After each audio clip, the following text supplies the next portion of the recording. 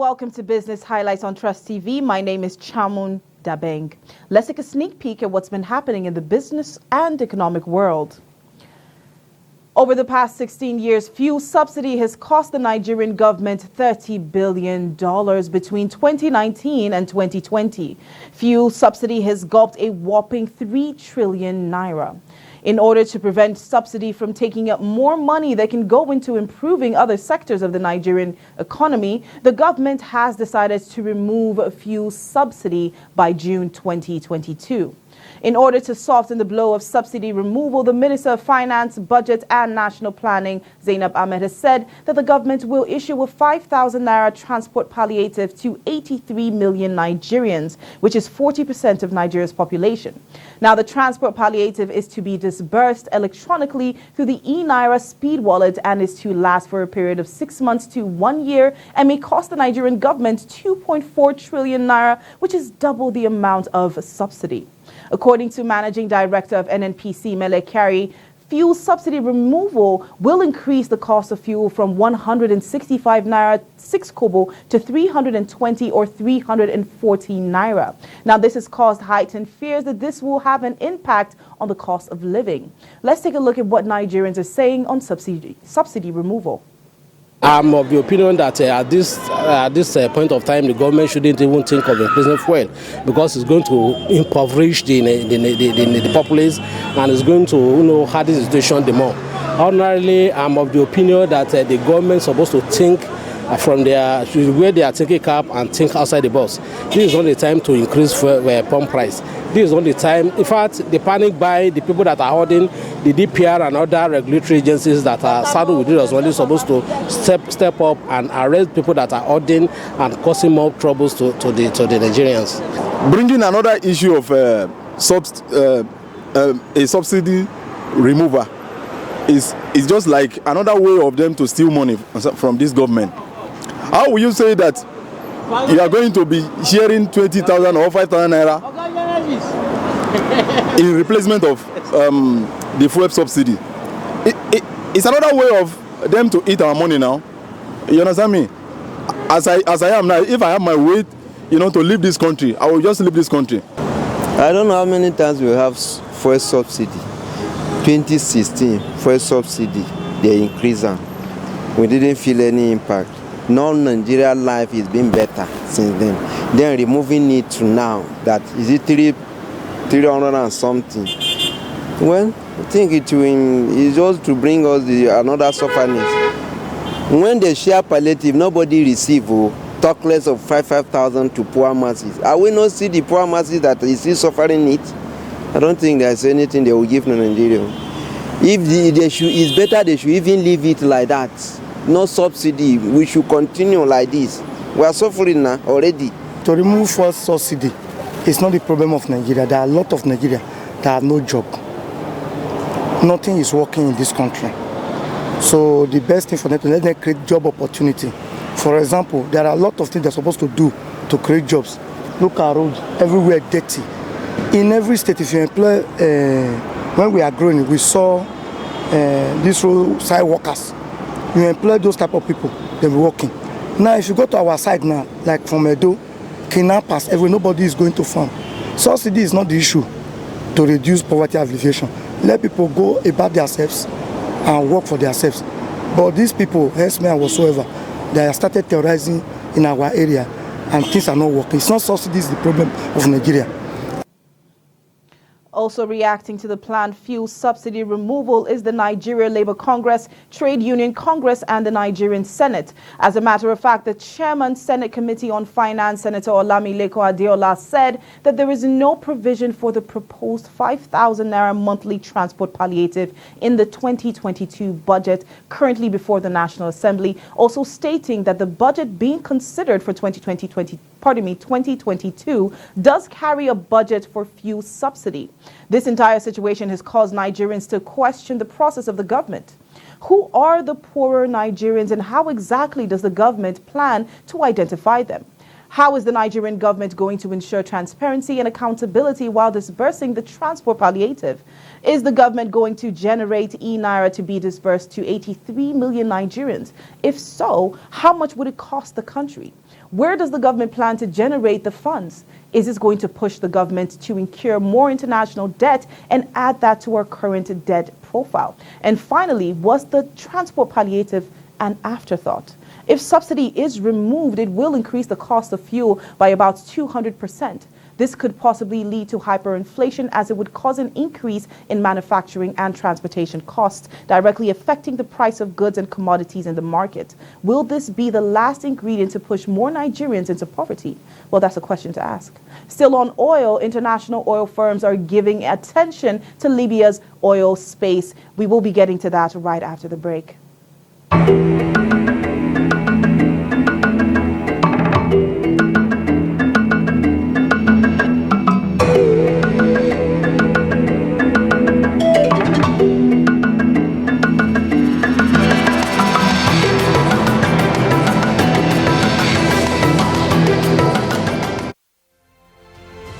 Get latest updates on current topical issues and breaking news by downloading the Trust TV mobile app on your Android devices. Go online, click Google Play Store, search Trust TV, install the app, and get doses of unfiltered information on happenings all over the world in your pocket.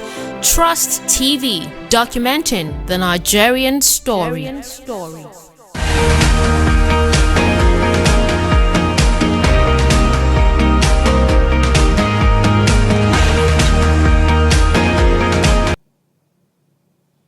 You're welcome back to Business Highlights. Once again, my name is Chamun Dabeng.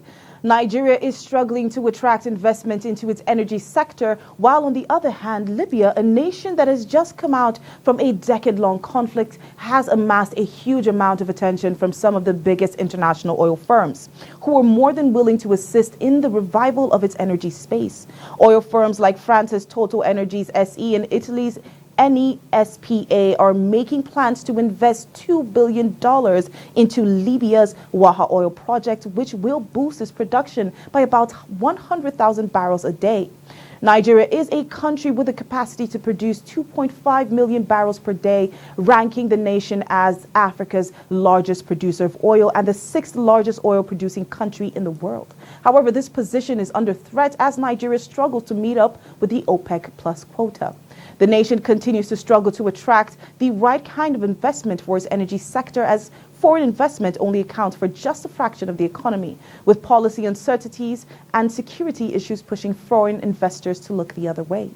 From oil spills culminating in lawsuits from affected communities around the Niger Delta region to insecurity that has led to pipeline sabotages, companies like Shell are currently in discussions with the government to divest all its operated joint venture licenses held by its subsidiary Shell Petroleum Development Company, including a 30% interest in 19 oil and mining leases.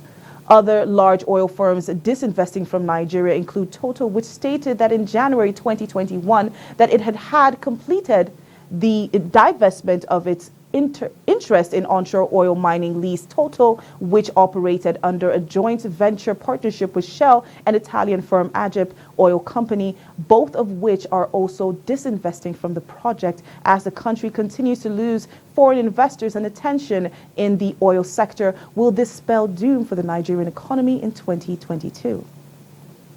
Now let's move on to something sweet. Zuba Fruit Market is located in the heart of the nation, and it is a very popular hub of fruits and foodstuffs where you can go to get food items at a cheaper price. Now, the market has become a meeting point for major fruit producing states, as a plethora of trucks loaded with assorted fruits come there each day, while farmers, fruit sellers, and buyers troop into the market for business. As popular as the market is, it is not without its problems. Agripreneurs Gaza Yakubu was in Zuba Market, and here is what he found out. All from expenditure for you to get the plantain to the market in complete 1 year for the expenditure, both motor transportation, let's put it 100,000. Then when you bring it into a market, you give to the dealers. You don't have right to come and sell it by yourself.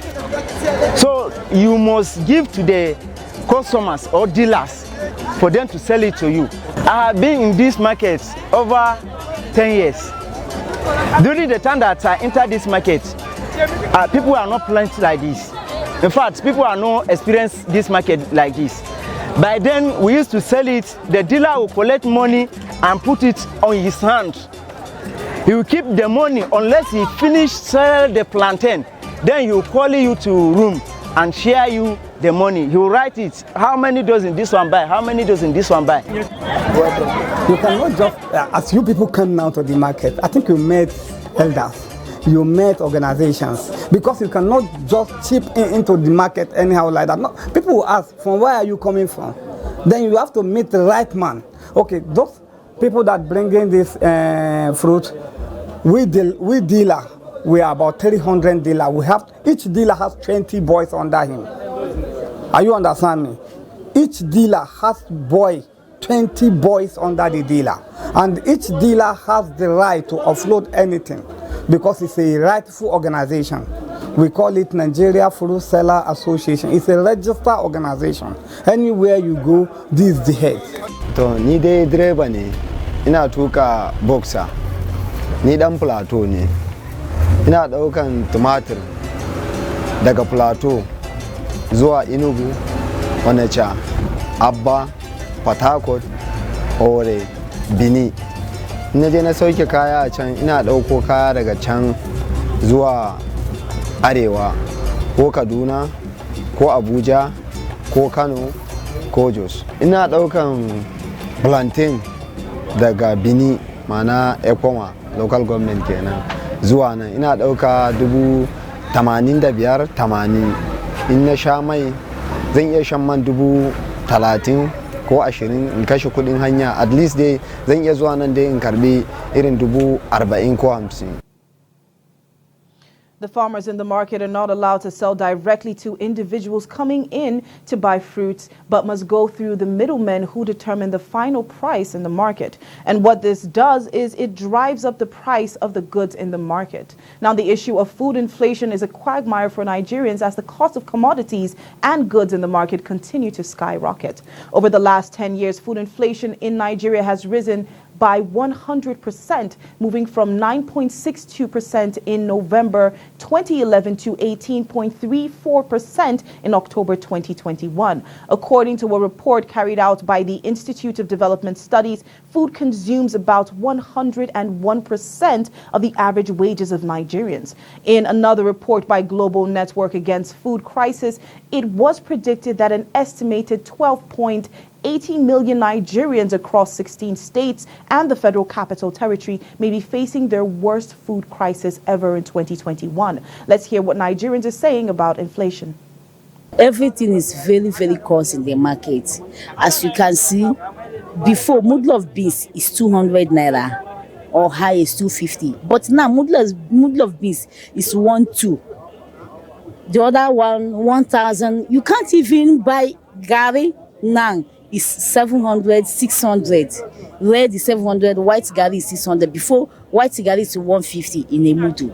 Everything is very, very cost in the market. As I'm talking to you, in this market, you cannot see paper, fresh paper of 50 naira. But before, you even see 20 naira on. But as I'm talking to you now, you cannot see fresh paper, 50 naira. You cannot see talk less of onions. You cannot see onions of 100 naira. As I'm talking to you, I'm not talking about dress or other things, but the food items is very, very cost. Things are not cheap in the market. Things are getting higher every day. In fact, sometimes even the Maggi, the star Maggi that I went to buy yesterday, as of last week, it was 10,000 naira. Then this week is 11,500 naira. A carton of star Maggi. Then none is 10,000 naira. Before it was 8,000 something. So things are increasing. Look at the spaghetti that we used to sell 300 naira before, 280. Now it's 350. A carton is 6,600, 6,700. So okay, look at egg.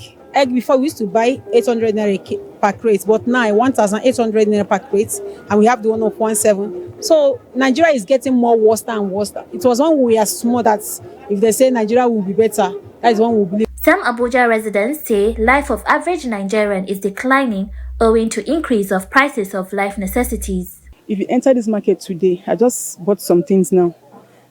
I want to use familiar tissue, for example.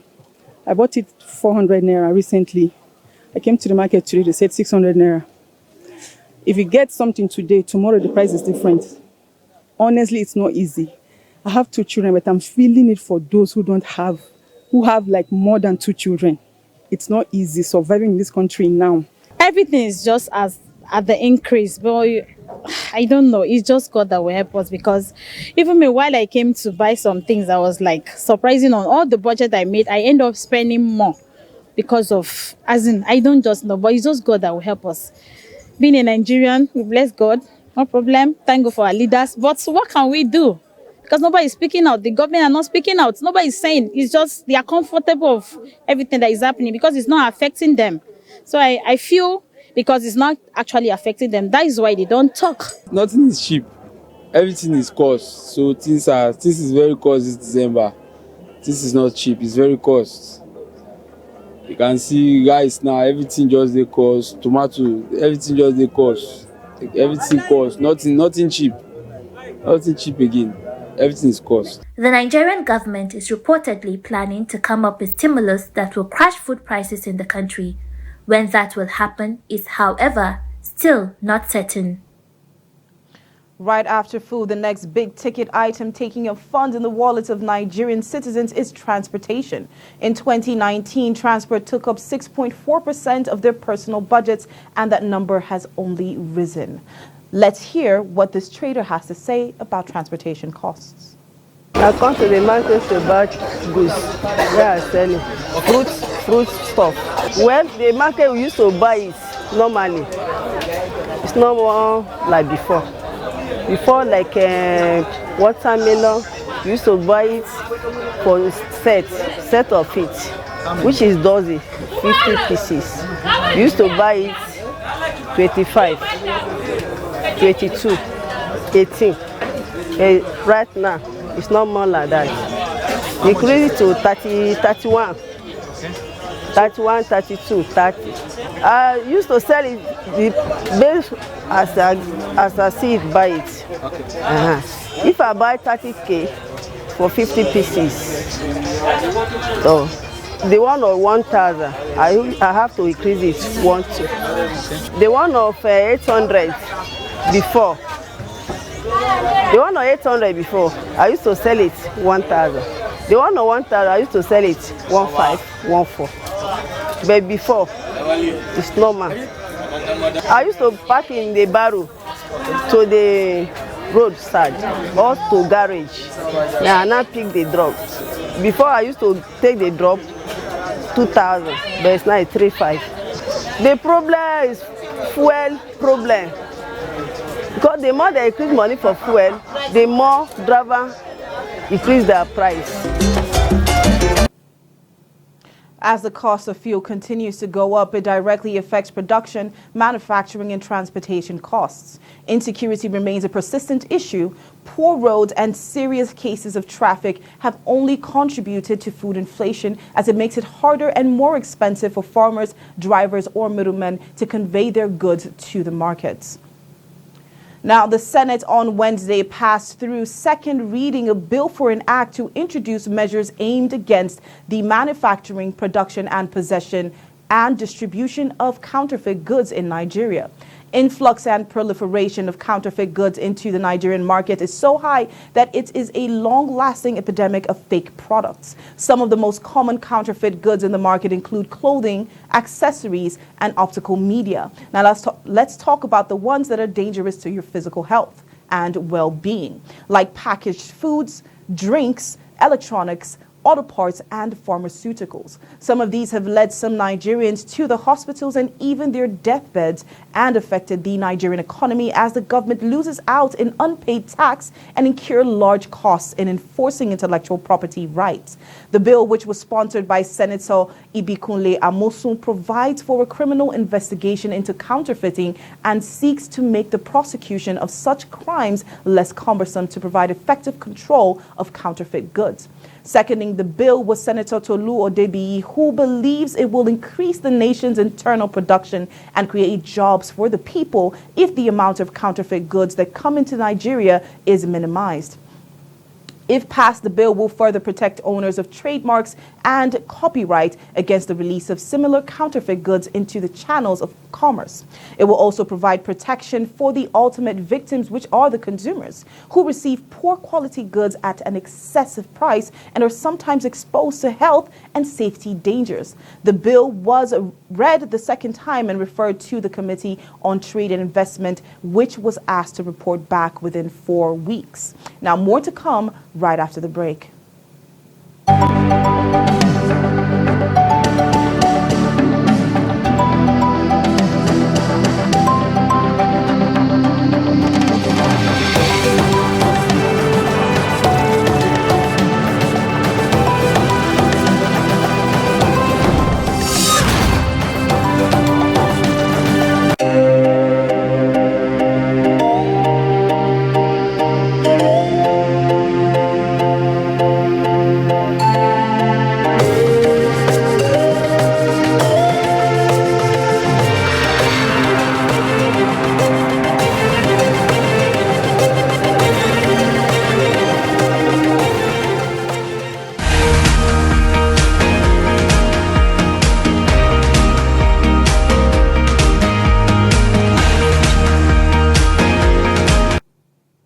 You're welcome back, and I'm Chamunda Bang. Well, they say looking good is good business. Well, it's so good that the beauty industry is a behemoth that shows no signs of slowing down. The beauty industry in 2020 had global sales worth a whopping $483 billion. With an annual growth rate of 4.75%, total revenue is expected to top $716 billion by 2025. In recent times, the demand for makeup and skincare products surged dramatically as both women and men use it to enhance their overall appearance and look flawless. We have talked about the global market. Now let's take a look at the market here in Nigeria. Here is seasoned makeup artist Adebola Badadebo, talking about her experience in the makeup industry. Actually, I've started a long time ago. That was when I was in the university. But there was no pressure of selling makeup or being a makeup artist back then. It was just a friend that introduced me to Mary Kay. That was in 2007. You know, she came to my house that time and she introduced me to the networking part of it. You know, like if you buy for $100 for a starter pack, like that. That was how I started retailing makeup as 2007. So that was how I started. You know, from there, when I left the university, I served in NAFDAC. You know, after NYSC now, you know, we try to get the white collar job, right? So, you know, it wasn't forthcoming. But don't forget, I've actually started doing this thing, retailing makeup, while I was an undergraduate. So when I finished school in 2009, I went for professional training as a makeup artist at that time. So I was doing it part-time while serving. So after NYSC, I just go into it fully. You know, makeup is summer luxury. Yeah. So ever since this increment in exchange rate, the turn up has not been like before again. And there are some high-end products we don't actually even sell for now. You know, we just sell something more affordable. And well, but because of the parts of the country that we have, you know, we are in the city. So people still, you know, buy makeup. Looking good is the serious business. You can't still show up to your offices without, you know, looking nice, you know, have a little lip gloss on and all. Though at that time of pandemic, makeup was not really selling that much because people started using masks. I have a makeup brand which I produce from China, and I still sell some other brands as well, which some we get from US, some we get locally from their major distributors. Makeup is very lucrative because it's a consumable product. When people buy foundation, for example, they will finish it in time, then come back for another one. So it's a consumable product, and that makes it very lucrative. There is this huge misconception that what you see made in Nigeria on a particular product, like our owner, you see made in PRC, and most major markets for makeup is in China. Even all other foreign brands, you know, let's say you're in the US now. Nigeria is a foreign brand when you're in US, you know. But, you know, back at home, there's a way we look at anything made in Nigeria or any brand that has that is associated with a black person, we always feel it's a substandard product or it's inferior. No, it's not like that. When we're sourcing our raw material, they give us different packages for productions. Like, what do you want? So it's what you want as a brand owner that really matters. So you can have a high end, you can have a cheap product or a cheap brand. So make in PRC, made in China, and you branded it and you bring it down to Nigeria doesn't make it inferior. Most brands in the US, in Canada and all, they source their products from the same place as well. So it all depends on the brand owner, what you stand for. Well, that was Adebola Badebo talking about her own personal experience in the makeup industry. Well, sub-Saharan Africa currently accounts for 3% of global beauty product sales, but that share is expected to grow at double the rate of the market with a growing youthful population and globalization. Nigeria has emerged as the investment destination of choice to international firms aiming to capture the beauty and personal care market in the continent. According to Euromonitor International, the Nigerian beauty and personal care market is currently worth more than $1.256 billion at retail and is projected to reach more than $1.311 billion next year. To learn more about the makeup industry, make sure you watch the full interview on Showcase with Nafisa Abdulal.